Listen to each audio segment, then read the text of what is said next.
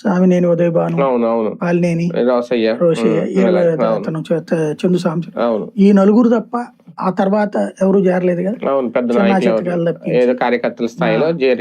అదే బీజేపీలోకి చేరనివ్వలేదు.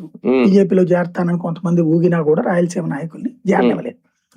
అలాగా ఓవరాల్ గా అప్పుడు టెంపో ఉంటది, భయం ఉంది, టెంపో ఉంది. అంటే కూటమిగా ఉండడం వల్ల కూడా ఒక మైనస్ అవుతుందేమో జాయినింగ్ కి.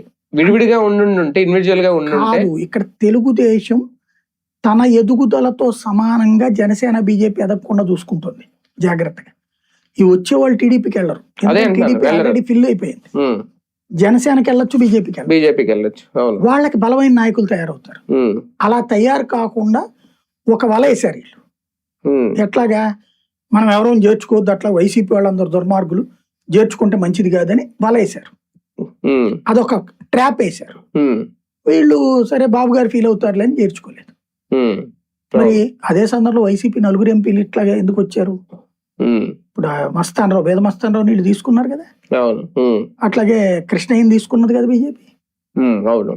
విజయసాయి రెడ్డి రాజీనామా చేసిన తర్వాత అతన్ని తీసుకోలేదు అంతే. ఆ మొత్తం 4 సీట్లలో ఇటుకు వచ్చినట్టే కదా, టీడీపీకి 2 వచ్చేస్తే. అంటే వాళ్ళు రాజ్యసభ సీట్లు తెలియరు కాబట్టి తీసుకున్నారేమో. అదే అనేది, అంటే లబ్ధి పొందేటప్పుడు తెలుగుదేశం పొందింది, నష్టపోయిందేమో జనసేన భారతీయ జనతా పార్టీ.